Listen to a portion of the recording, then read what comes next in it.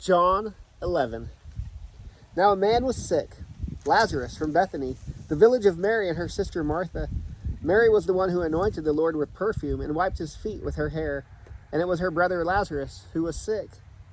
So the sister sent a message to him, Lord, the one you love is sick.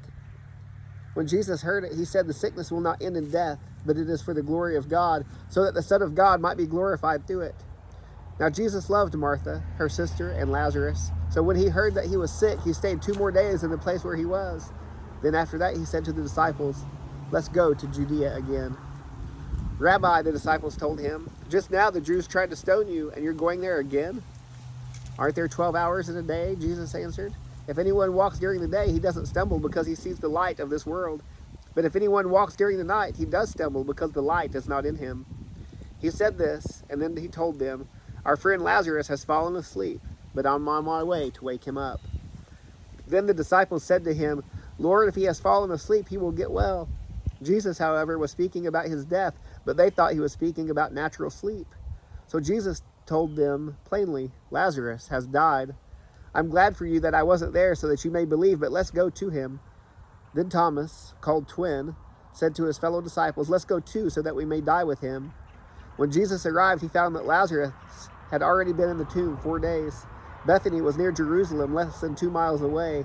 Many of the Jews had come to Martha and Mary to comfort them about their brother. As soon as Martha heard that Jesus was coming, she went to meet him, but Mary remained seated in the house. Then Martha said to Jesus, Lord, if you had been here, my brother wouldn't have died. Yet even now I know that whatever you ask from God, God will give you. Your brother will rise again, Jesus told her. Martha said to him, I know that he will rise again in the resurrection at the last day. Jesus said to her, I am the resurrection and the life. The one who believes in me, even if he dies, will live. Everyone who lives and believes in me will never die. Do you believe this? Yes, Lord, she told him. I believe you are the Messiah, the Son of God, who comes into the world. Having said this, she went back and called her sister Mary, saying in private, the teacher is here and is calling for you. As soon as Mary heard this, she got up and quickly went to him. Jesus had not yet come into the village, but was still in the place where Martha had met him. The Jews who were with her in the house, consoling her, saw that Mary got up quickly and went out. They followed her, supposing that she was going to the tomb to cry there. As soon as Mary came to where Jesus was and saw him, she fell at his feet and told him, Lord, if you had been here, my brother would not have died. When Jesus saw her crying, and the Jews who had come with her crying, he was deeply moved in his spirit and troubled. Where have you put him? He asked. Lord, they told him, come and see. Jesus wept. So the Jews said, see how he loved him? But some of them said, couldn't he who opened the blind man's eyes also have kept this man from dying? Then Jesus, deeply moved again, came to the tomb. It was a cave, and a stone was lying against it. Remove the stone, Jesus said. Martha, the dead man's sister, told him, Lord, there is already a stench because he has been dead 4 days. Jesus said to her, didn't I tell you that if you believe, you would see the glory of God? So they removed the stone. Then Jesus raised his eyes and said, Father, I thank you that you heard me. I know that you always hear me, but because of the crowd standing here, I said this, so that they may believe you sent me.